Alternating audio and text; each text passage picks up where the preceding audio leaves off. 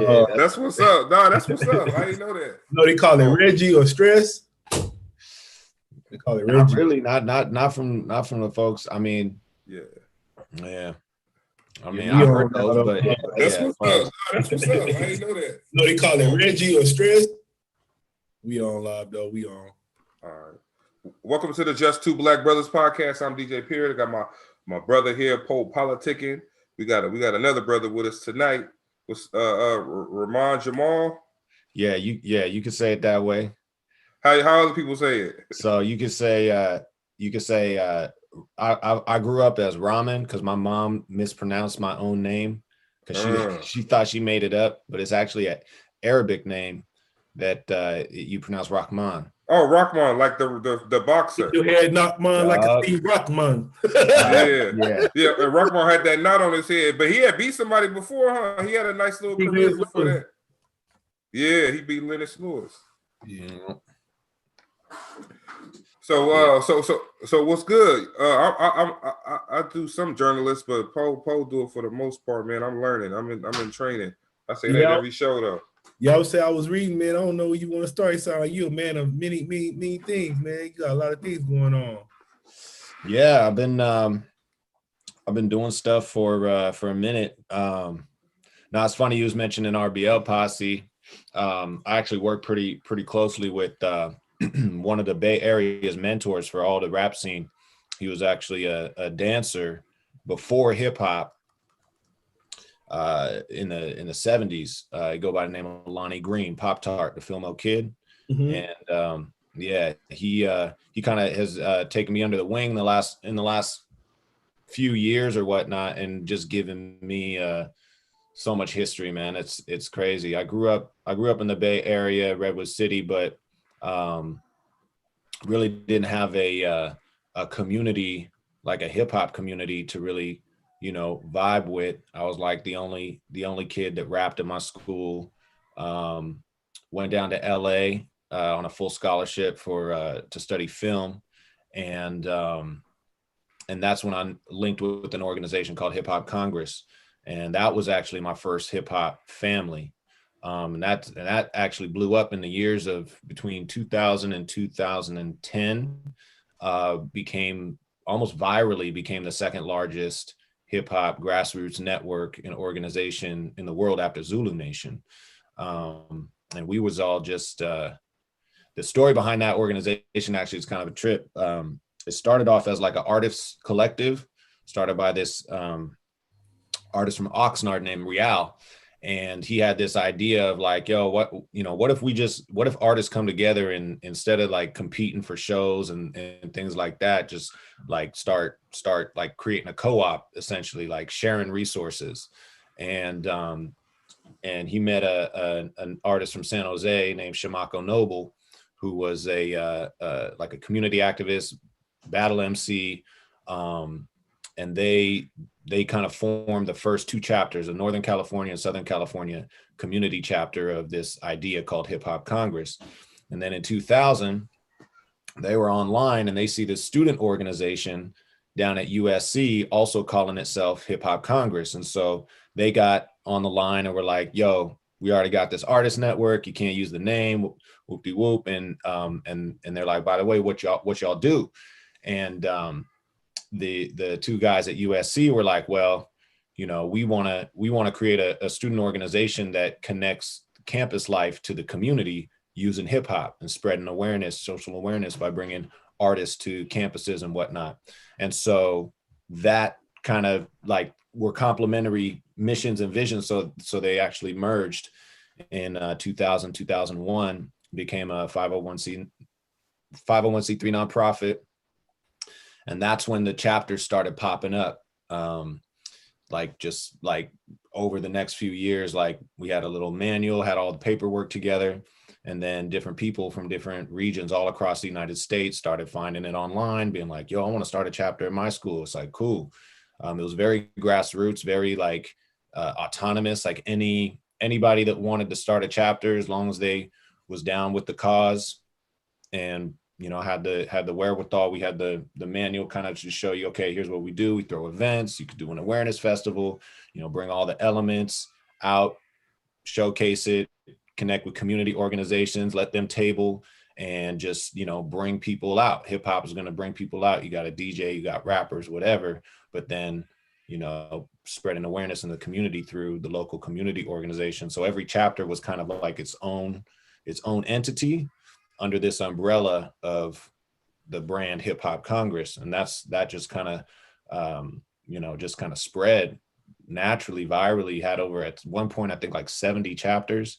And then we also had a national conference every summer where it was like a different chapter would host it, and anybody that could get out to that city, we would just meet, and then we would just politic and, you know, have these sit downs, you know, conferences, meetings, workshops, this of that nature.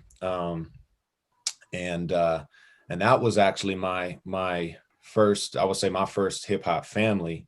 And it was interesting because I met the founders of the USC chapter while I was going to school there, my freshman year. And then they were both graduating. So they basically were like, yo, you down, you know, I was rapping and doing stuff. And so like, you're taking over the chapter. One guy went on to grad school, started the next chapter. And then the history from there was just crazy. Like we just built this whole grassroots network of college students and people in communities, you know, that had different chapters. And it was really dope. And that's actually how, you know, Eris, you know, swinging back around, you know, she was part of the SAC chapter back in 2000. And, you know, right when she was starting her UBO mag, you know, right at the beginning, I remember she gave me one of my first written interviews or whatnot. And so upon releasing this album, you know, I wanted to invest back into the network and whatnot, because I ran the first chapter at USC after the founders graduated, and that was Jordan Bromley and Ron Gubitz. Jordan's like a lawyer, entertainment lawyer now, and Ron Gubitz is an educator with Turnaround Arts. And then I became the West Coast Regional Director after I graduated.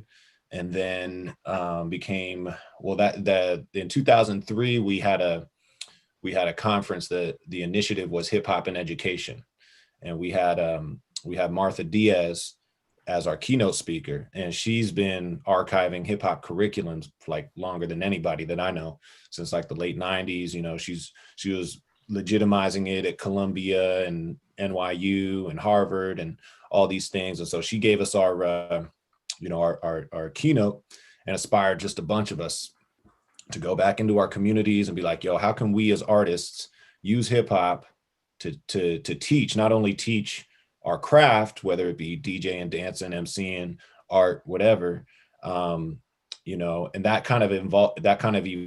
That's kind of how it started. Like me and Shamako went back and basically had an opportunity to write a MC curriculum for rapping. Shamako was a dope freestyler. Me, I'm more started on the writing tip. You know, rhyme writing, songwriting is my thing. But it was funny because at this same time, I had gotten this opportunity to be in this movie, and this was while I was still at USC studying film. One of my buddies had this, you know, he heard me rhyming in the dorms or whatnot, and was like, yo, I have this idea for this short film that I want to make about this mixed race rapper who, you know, has to decide, like, you know, where he's going to go. Is he going to follow his passion, his craft of music, or is he going to get a straight-laced job and play it safe kind of thing? He asked me if I would be willing to play the role and write all the music for it. And of course, I was like, yeah, done deal, huh? That's a done you know what I'm saying? So yeah, I mean, that was crazy too, you know, because that was really why I wanted to go to film school. Like I came up doing a lot of music in my family, a lot of acting on stage and stuff and theater. And I really wanted to go to USC to study film so that I could understand it from an inside out kind of perspective, not just be like this. Like theory, you want to know the theories and everything about it. You know, that's what they say about those top schools. They say the top schools, they teach you the theories of the, because, you know, some of these lower colleges, they teach you hands-on, you can go do the job. But the difference between them schools and like the USC's, Harvard's, and them type schools, they teaching you the theories, the nuances, the inside and out. So that's why those people get hired over people from let's say Sac State or something. Well, it's crazy that you say that, because that's how I was thinking.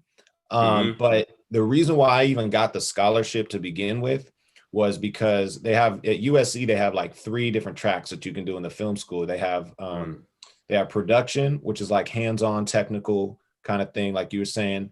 They have filmic writing, and like filmic writing, they only accept like 10 people per year.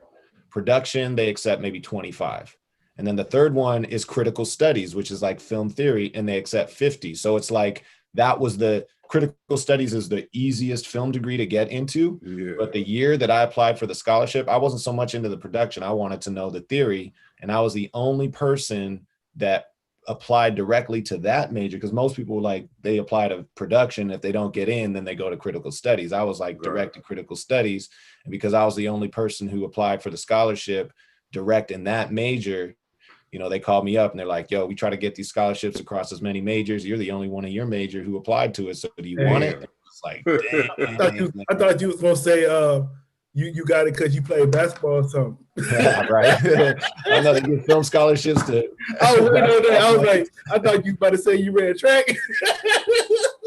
That's messed up, man. Hey, that's racist. I know. I was waiting on him to say. I was like, oh, he didn't say it. My bad. I was waiting on him to say something like that. Nah. I mean, I was, I played football in high school, but yeah, I wasn't no Reggie Bush. I was gonna say, but so just take us back to the early days, how you fell in love with hip hop and all that good stuff. Oh man, gosh, like I would say, probably, it's funny. I just wrote an email about this. Somebody sent me an email. They're writing a book on Wu-Tang Clan and was asking me for like a memory of them. But I actually grew up on a lot of East Coast hip hop, because I had a cousin from New York who, we was visiting the family up in Oregon, I think, and he was like, "Yo, listen to this." I was like maybe 13. And I like, I was listening to rap before that, but it was more kind of like, you a little kid, and so you liking whatever's hot at the time. Me growing up, like MC Hammer was hella hot, right? Right. It's like, but when I started getting into like real rap, as far as like, influencing in hip hop, more on the hip hop side than necessarily the industry side. I would say it was a lot of East Coast rap. I had a buddy of mine who was who actually I trained martial arts with, who was like a straight hip hop head. And he put me on to a lot, like, he put me on to KRS, Cool G Rap. Actually, he told me about Cool G Rap, but crazy thing about me finding Cool G Rap is I found a tape in the dirt one time, like in a park or something. I just grabbed it. I was like, I wonder what's on this. Wait, was you in California? In Cali. Yeah. Sounds about right. Yeah. And it was all full of dirt and everything. I had to blow it, clean it out and whatnot. I'm like, well, let me see what's on this tape. And it was Cool G Rap and freaking Ram Poobah. Nah, but California rap, back in the day wasn't listening to that, man. Yeah, but that shit was hard. It's hard though. It's hard music though. He basically like Nas. Because like you would never find that tape in the dirt in the East Coast. Yeah, he basically like but he like was Nas before Nas. Yeah, and I remember hearing it was 456, the Cool G Rap album. Mm-hmm. And I think at the time I think Dre was already out, because that was another thing. Like, I was so young, when the Chronic dropped, that it was like I had to, like, my buddy who had the explicit version of the album had to dub me a tape so I could like listen to the version, and it was like that. But yeah, then I remember hearing that Cool G Rap album, and I'm like, yo, this is gangster rap, but it's lyrical as shit. Like, the rhymes is like on point, like just flipping me out. So I've always been real passionate about rhyming. I don't know, like that's like my main thing. I just kind of can geek out over, and just like go into a zone, and I have like, I'll make rhyme charts and everything, and that's that's actually kind of like come full circle with this whole hip hop education thing. When we started writing a curriculum, it was this opportunity to really take everything that you love about the craft and try to teach it, try to put it into a form that you would want to learn it in if you were a young person who didn't really, have that type of, had an interest, but didn't really like know the ins and outs of the craft and whatnot. And so who put out that website, the Rhymerator? the Rhymerator. Yo, there was a website out probably like 2001, because me and Poe used to rap like back in 2001, 2002. So when I would write, man, I don't know, one time I just stumbled upon this website. It was called the Rhymerator. So what you would do is, like, if you needed help with a bar, you would put your bar in that, you would write your bar in the Rhymerator. The Rhymerator will help you write the rest of the bar. What? Yeah, it was like, remember that shit back in the day? We used to mess with it. Yeah. Rhymerator. I want to see what you think about this. Because my whole thing about hip hop, it don't matter if you can rhyme, like say them words and you know the dictionary words. You got to know how to have that soul and hit people on that feeling part too. So it just ain't your vocab. So you got these rappers, they got the vocab, and people think they the best rapper alive. But then you got the South rapper, they say, I am what I am. And you feel that shit like it's the best bar alive. So what you think? Yeah, very true. Yeah, I mean, hip hop rapping in and of itself is such it's an underrated art form. A lot of people, just kind of judge it based off of, what they understand of its content or, the beat that's behind or whatever it is. But for me, I feel like it's one of the most advanced forms of communication that human beings have stumbled across. And it can be so intricate, so many layers. Yeah, because you go anywhere, like you say, like you like in like mainstream, like you at work. If you be like, I got 5 on it, they ain't gonna really know. They gonna be like, oh, he got $5. But you say that somewhere else in the hood, I got 5 on it. They're like, oh, he got 5 on it. So even just that little shit like that, it changes your whole meaning of hip hop. Yeah. So I'm saying, how do you define hip hop? What's your definition of hip hop? Oh man, I think, to me, hip hop is self-expression. You know what I mean? It's and however it hits you, whatever your need is to express what you're going through, hip hop provides a vehicle for that. And, I think I used to think of, it's one of those words that's like, you can understand it as a noun, you can understand it as an adjective, and you can understand it as a verb, right? Like it's very like, it's a way of thinking. I work with a lot of kind of OGs in the hip hop game from New York, even like cats like Paradise Gray and it's like understanding hip hop. You can understand hip hop from a cultural perspective, being like what was going on in New York in the 70s and, what emerged out of the Bronx and all of that. Mm-hmm. But it's deeper than that too, because while that New York story of, the urban renewal that forced, people into a certain position to where it was like that creativity just burst out of them. That wasn't unique to New York. That's a tongue twister. That wasn't, that was happening in New York, and hip hop emerged out of that, the elements and whatnot. But what I learned more recently from cats like Lonnie Green is that the same exact thing happened in San Francisco in the Fillmore, and the same and the expression that came out of the West Coast at that same exact time ended up getting sort of adapted back into hip hop. But the interesting thing about that whole history is that the industry, in kind of seeing the opportunity in the late 70s into the 80s, you have this industry in New York and you have this industry in Los Angeles, and they kind of fed each other. And like, if you talk to cats like Davey D coming from New York to Cali, he'll tell you, he's like, yo, we thought LA was Cali. We thought Cali was LA, and that's it. They didn't have any frame of reference to what California was. You had Northern California, like there was no conversation about that. It was just New York and LA. When the real history, when you get deep into it, you know, the Bay Area was really a ground zero point for the dance game that ended up going, you know, traveling from Northern California, influencing through Fresno into LA and all the regions there. You know, what people understand of popping, which is a term that came out of LA, but it evolved from these older forms of Black inner city Black dance culture that originated in the Bay Area, being boogaloo, roboting, and strutting, right? Boogaloo out of Oakland, roboting in Richmond, and strutting out of San Francisco. That was its own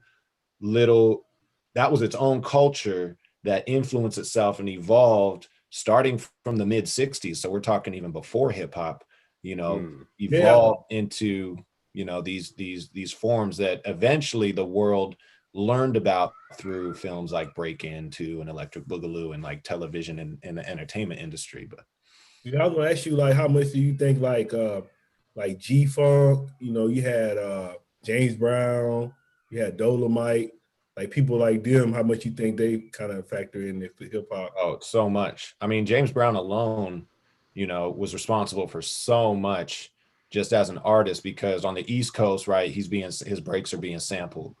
On the West Coast, his dance moves are being sampled. And that's actually where the term boogaloo comes from. And when you talk about the Black dance culture, you know, it started off with cats seeing James Brown dance, you know, and he had trying to mimic it.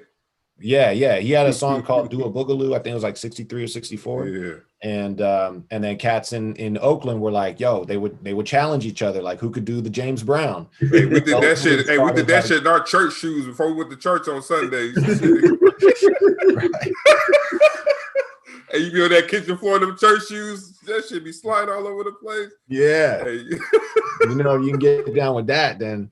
But yeah, so like, you know, those cats that would compete with each other on that level became known as boogaloos in Oakland. And it's like, and they had their own style, you know, with the white glove hanging out the back pocket and the brims, and, you know, and it's like they were the baddest dancers in the whole region, and nobody could really, you know, they come to your party, take your girl, you know what I mean? Like, you know, they go to the club, and like the club owners would like, there was like be this understanding. I heard this one story. It's like there's this understanding where it's like if a boogaloo went into your club, like they would just wait until the end before they start dancing, because if they start dancing at the beginning, soon it's like everybody else stops dancing and they just watch them.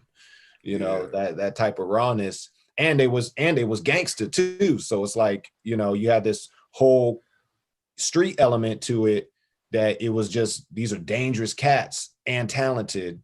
And so what it kind of forced people in the neighboring cities like Richmond and San Francisco was like, yo, we gotta come up with our own style that's not biting theirs, but, you know, is in response to that.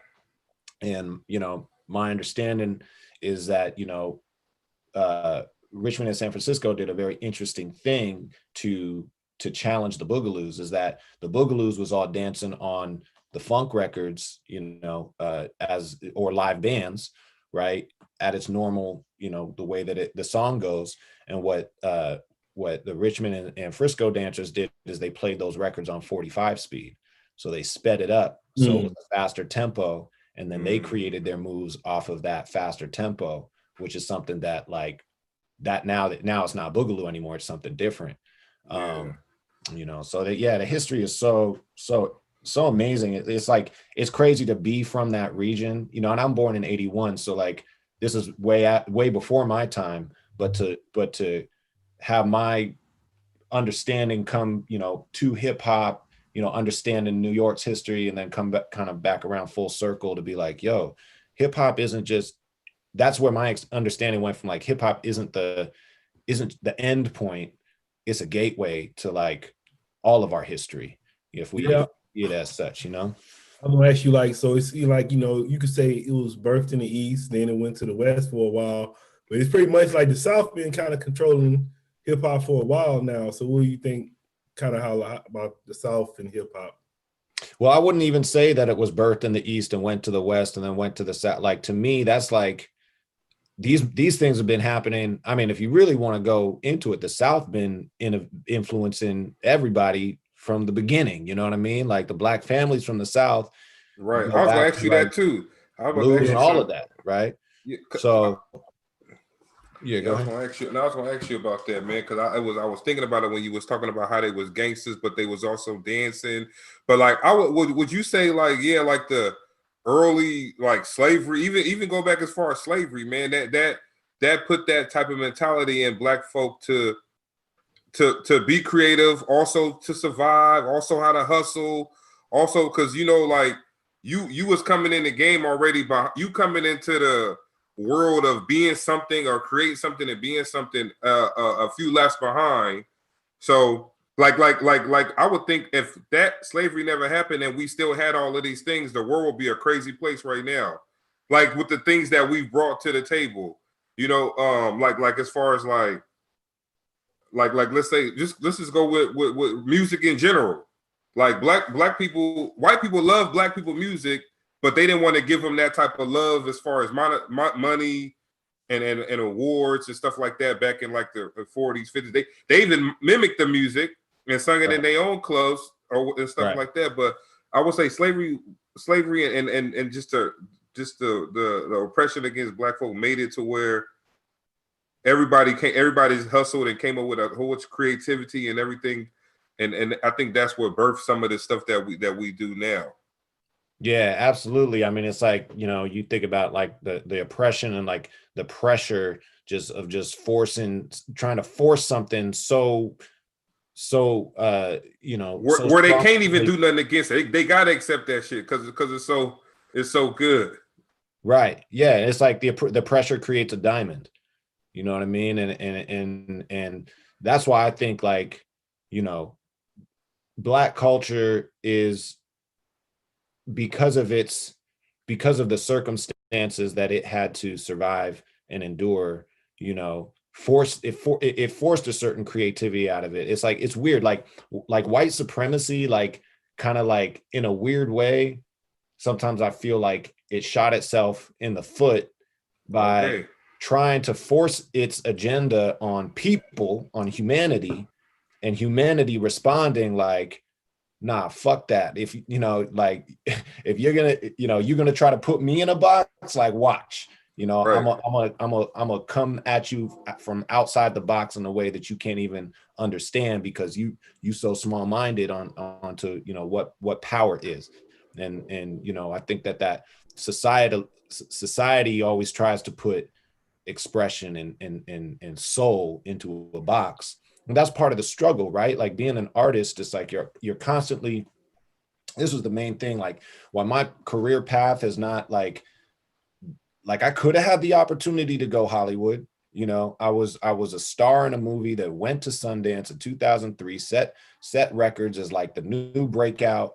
The director Brandon Saunier was the youngest director to have a film accepted to Sundance in that year. So we had all this spotlight on us and everything, and it was crazy. But at the same time, I'm studying this industry as I'm like a part of it, and it's like you see how much of a construct it is. It's not like the most talented person gets the biggest platform, or That's the a person fact. that's That's got a the fact. strongest message is going to be heard by the most people. It's almost the opposite. It's like if you coming too real with it, now you getting dry hated on, like people, oh, folks they ain't trying to fuck with you. Like, sorry, is this a free? This is R-rated. It's rated Okay, MA. cool. This is rated MA. Mature audiences only, man. Okay, Do good. your thing. But yeah, like, if it's almost the opposite, and you start to see, I saw that like right away. I'm like, damn, like if people see you, if you have some sort of momentum in the industry, what's going to happen is you got all these people who think they know what's best for you or think they know how to make you successful, but they project in their own thoughts onto you without even necessarily trying to figure out, well, what are you trying to do? Right. And that was my whole thing, is I always knew that I had a certain responsibility within hip hop. You know, as soon as I learned that there was a connection between hip hop and civil rights and just those eras being so, you know, one being the next generation below, and finding that, I'm like, oh, okay, so this is the same movement, really. It's just it's just a more creative form of it. And there's a responsibility that I have being a part of this, engaging in this culture to try to, you know, to try to be part of that legacy. And the industry doesn't let you do that. It doesn't. Yeah, It's definitely. Who are some hip hop artists you would say? I'm bringing it back around to the Hip Hop Congress. Who would be some rappers you would say gave back most to the community through their art form? So when I was coming up, leading the chapters, I mean, we threw shows with actually a lot of Bay Area groups. So like Zion I, Slim Kid Trey, The Far Side, see, Tumex, the Visionaries. Gosh, we did a show at the Shapeshifters. I mean, we were kind of, you know, a lot of like support from Hyro, you know. That was a lot of, and that was also kind of the demand, like Bay Area hip hop, like folks was, you know, we were like, yo, we want to bring them down, and you know, they was down, you know what I mean? Yeah.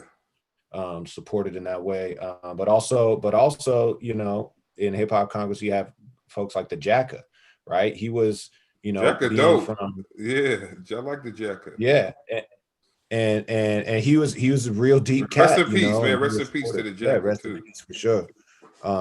You know, but I mean, just the fact that he even saw the value in an organization like Hip Hop Congress was like extremely validating to a lot of us who you know, might have come into hip hop, you know, as fans, and you know, and you know, an artist and whatnot, but like, you know, he's really from the life, and to really like, you know, see that this is an important thing was like, you know, that's major. And that's something that I think Hip Hop Congress is another asset, because it's not just like, it's not a student organization, it's a network of real movers and shakers, and people that are you know, really doing the work that's necessary to look out for the communities and from the communities and everything. So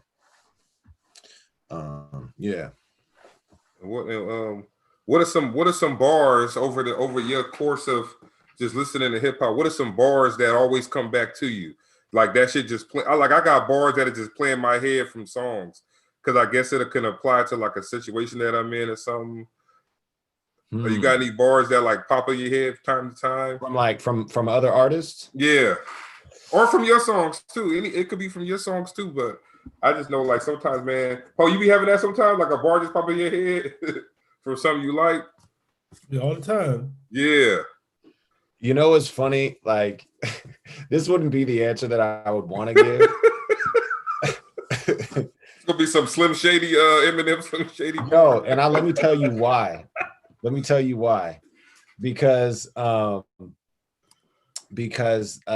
you know, I have a beautiful woman in my life, right? Okay. And I believe that, you know, I kind of took this.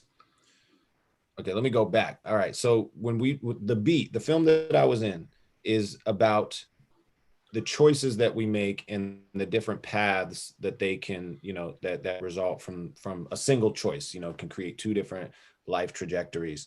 And after being in that role and then being faced with the same choice basically in my own life of like, okay, whichever route you choose from this point, you know, is gonna be the life that you live, that you got to look back on, you know. And it made me think like, well, let me choose something that I'm not gonna regret. And that meant like staying super, you know, basically finding God, you know, to be honest with it. It's like, yo, if there's an intelligent force in the universe that is guiding us, like, let me make the best decision, and basically put, you know, say like, okay, if I'm gonna serve the culture in the best way that I know with my talent, not, you know, serving the culture first, then the God that I would imagine is the most benevolent is going to reward that, you know, in the best ways that I need as a human being. And, you know, when you're early on, like, you know, I was, you know, in relationships the first time, it's like, you know, it's like you trying to find like, what is that? Who is that person that's most compatible with you?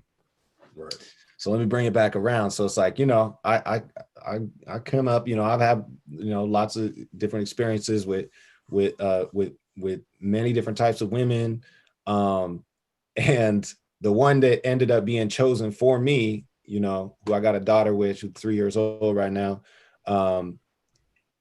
Every time she amazes me because like I didn't really know her that well when we found out we was having a kid, right?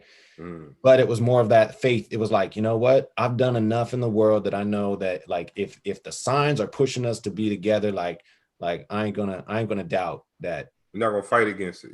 Yeah, I'm not gonna fight against. Let me see where this is going. Let me just put that trust in the universe. And you know, not only is she beautiful, not only can she cook, you know, she grew up, she's from Houston, and she worked for like her mom had a cleaning service for a while, and she was like the best employee of her mom, so she can clean. And she take pride in that type of stuff. And so the lyric that always keeps popping up into my head is that Eminem lyric where he's like, they make it all up. There's no such thing like a woman with good looks who cooks and cleans. And I'm like, but I found it. I thought you were about to bring up Cardi B and WAP. I thought you were about to bring up Cardi B and WAP when she was like, she don't cook or she don't clean. But hey, nah, the Eminem bar is perfect. And I'm just like, man, that like to me, it's like I'm glad I didn't settle. I'm glad I didn't listen to that lyric and just think like, oh, you know what I'm saying? That lyric would have messed you up. Yeah, you would have been messed up, man. For real.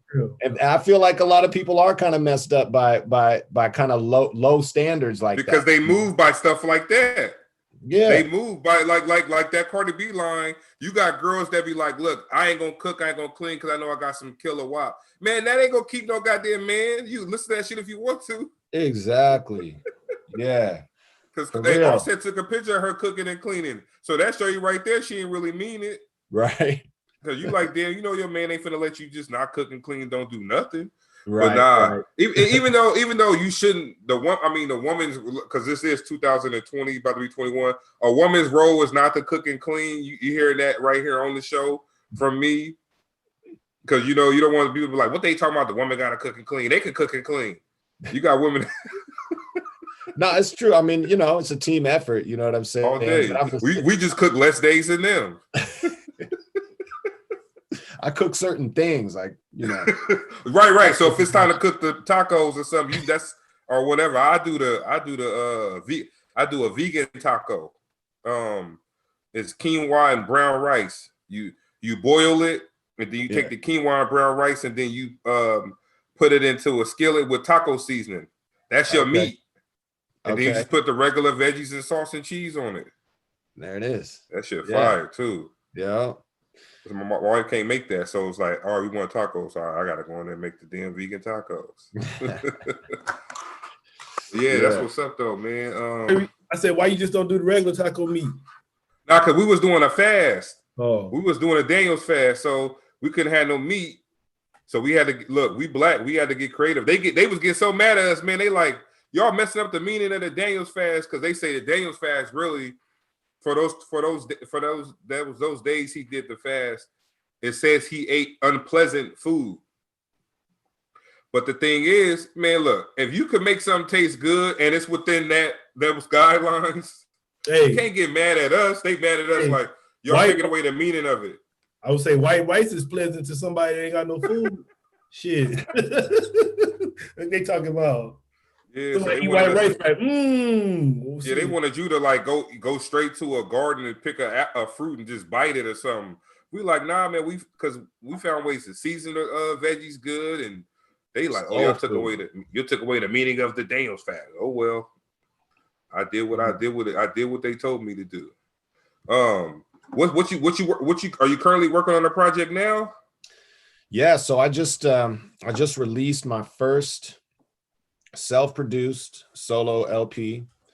It's 13 tracks. It's been, it's been one of those things that I knew I needed to do.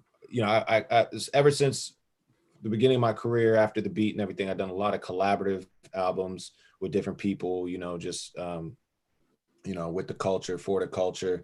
But I knew that I produced tracks for other people, and I knew that I wanted to get an album that was just all me, just my sound, like all the instruments, composition, orchestration, engineering, all of that, and the songwriting on top of it. So I just released that. It's called The Book of Ra.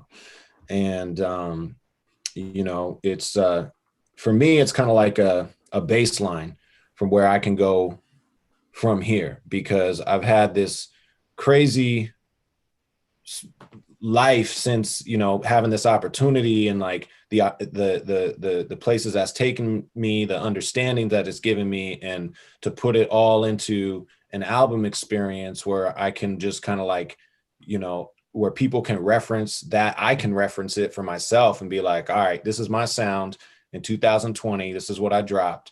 And that also sets the bar from where I want to go from here. Because I really, I believe that music is a evolutionary process, and we have to kind of, it's important to set markers for yourself and be like, okay, this is where I'm at. Because I'll go back and I'll read my lyrics, and it's like you can get more meaning out of them, or you might write a lyric down and go back to it at a later time and be like, yo, I was really in the zone. I was in that clarity moment. So I also kind of feel like what rap allows you to do, I guess just making music, it allows you to take the best moments of your thinking and put it into a form that is kind of, that kind of becomes a reminder for like, this is who I want to be. This is who I am. This is who I am in this moment where I'm like, where I'm on it, where I'm completely focused and everything, and let that be the standard for where I go from here, kind of thing. So I kind of feel like it's a nice, the album itself for me personally is like an idealized narrative of my life and what I've learned from it, and what I can do with it. And I also know for a fact that from being in the beat, that whatever you put out there becomes the expectation or the reality that you live into in the minds of other people. And that was probably the deepest thing that I took from being in that film, because, you hear people talk about like when Tupac was in Juice, right? And like, he kind of embodied the character of Bishop, and that's when his music started to change. Like he went from being kind of a conscious, positive vibration in his music to like, when he started getting a little darker with it. And that's real to me, because it's like playing a role, acting in a role can very easily cross over into real life, because people have this certain perception of you. And so that can be positive or negative. That can be something that makes you or destroys you. Is that like the Heath Ledger thing? Yeah, like the Heath Ledger thing. Yep, exactly. Yep. It's a trip. Like when I was in high school, I played the role of Sweeney Todd, right? Who's like this murderous barber. And after the film was over, I'm sitting there and I'm like in my room and I'm like playing with knives. My mom comes and says, "What you doing?" I'm like, "Oh shit!" Like I didn't even realize like acting can make you cross over in that way. And so I think a lot of times it can be to a person's detriment, if they're not fully understanding what they're putting themselves through, because it's this whole, you're bringing your real life emotions to the table, and like, that's what you're working with, and the effect that can have on you as an actual person. That's why I think a lot of people, a lot of celebrities that are famous or whatnot, it's like they're not really truly happy, because it's like you can lose yourself in these different characters too, without, if you don't know who you are, if you don't know what your character is and needs to be for you, then you can get lost in a lot of these other things. And so for me, it's like this is a way for me to really know who is my character, and let me continue to live on that level. All right, so we got about 14 minutes left. So what I want to do before, because we're gonna play one of your tracks. I think we got the I can't pronounce it. You know what I'm talking about if I can't pronounce it. Caniculus. Yeah, that's close. What you think, Poe? How you think it's said? Oh, we can't hear you. Your mic muted. Let me. I don't think you saw the name of the song. Caniculus. Let me see. Canoculus, kind of liculus or something. All right, so you hear it in the track, but it's canaliculus. Canaliculus, and then it's and then I define it in the song too. But yeah, come play that. So before we play it though, what were some projects you acted in? So the main one is called The Beat. It was a film that went to Sundance in 2003. You can find the clips of it, the musical clips, on YouTube. It co-starred Brian McKnight, Chino XL, Coolio had a part in it. Steve Connell, Talk from Styles of Beyond, Four-Zone, Jermaine Williams. I mean, it had a John Cothran was in it. But yeah, that was the main project that kind of launched my thing. I've also acted in another film that by the same director called Blues, which had Sidney Poitier, his daughter. Okay. Named Sidney Poitier. Yeah, just some other bits. I'm also working on writing a film. It's a trilogy. It's a martial arts film. That's another thing that I've been doing. Oh yeah, we forgot to ask you about. I know Eric told us you was into martial arts too. Yeah, I've been into martial arts since I was real young, 6 years old, and the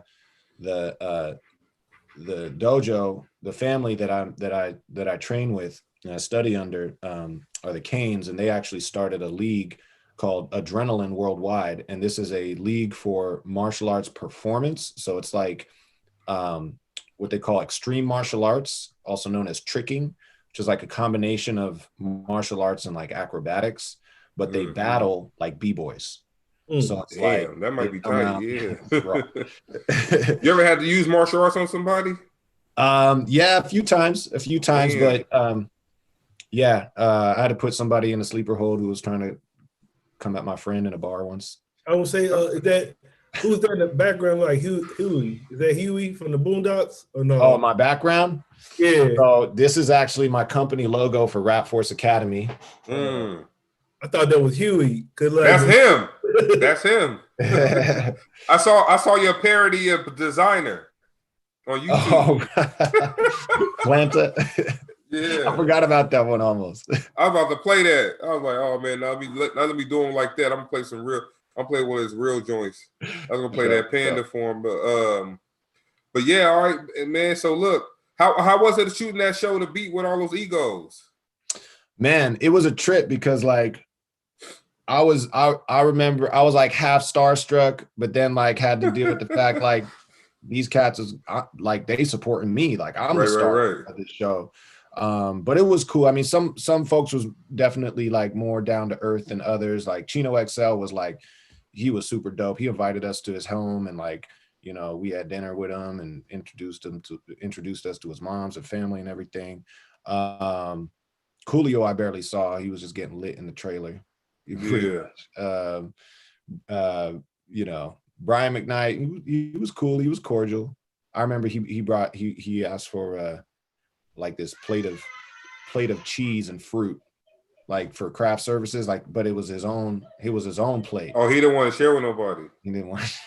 That's crazy, man. I did a extra thing with NCISLA when I was in the Marines. They wanted some, like, they called us skilled extras because we was actually in the military, so we was playing military scene. Right. And my boy was like, "Yo, man, I can't wait till when I see LL Cool J, I'm gonna get a picture of him from my mom." So we was like, "Okay, well, that's cool, I guess." Man, we saw LL Cool J. This fool started screaming like a girl, "LL!" I'm like, "I thought it was for your mom. It was for him." But now LL Cool J was cool because he followed us on Twitter, but I think he unfollowed us as soon as we finished the show. Because I went back to go check. That fool won't follow me no more, man. But he was cool on set. But I think after we left set, he unfollowed us, man. Yeah, folks will be finicky. It's an interesting thing. All day. But yeah, let's go into this track. What is the track about? So it's actually a good track. It's a fun track. It's got a lot of witty rhymes, but also is about kind of my role as an MC and in hip hop, being a rap coach and educator, and kind of defining that lane for an artist. Like, you don't just have to be an artist; you can also be a teaching artist and make some bread that way. And that's been my main livelihood. That doesn't mean that I have to use my music to rely on it, because it's like, if you depend on your music to make your living, then you kind of can put yourself in a compromising position. So I tried to ablaze another path in that regard. And then I shout out to one of my students who's actually a signed artist with Tone Deaf. She goes by Lucy Camp. I shout her out because I met her. I was teaching a class and she was a freshman in high school, super quiet and didn't talk much. But then after she kind of learned about hip hop culture from the class that we were teaching, I mean, it was just like key in the lock, and she just blossomed into this incredible artist. Like, definitely folks listening should check her out. Scary skill. And then the third verse is speaks a little bit about the false narrative that we got about the Bay Area's culture. Everybody knows Michael Jackson did the moonwalk, but they don't know that that's actually not the name of that move. That's a boogaloo move called the backslide. And the moonwalk is a completely different dance move, but unless you're from the culture and know that, you're just going to go with what the industry tells you. And so, so there's all different messages like that, but all kind of with some fun rhymes and whatnot. Oh, and shout out to Layla Steinberg too.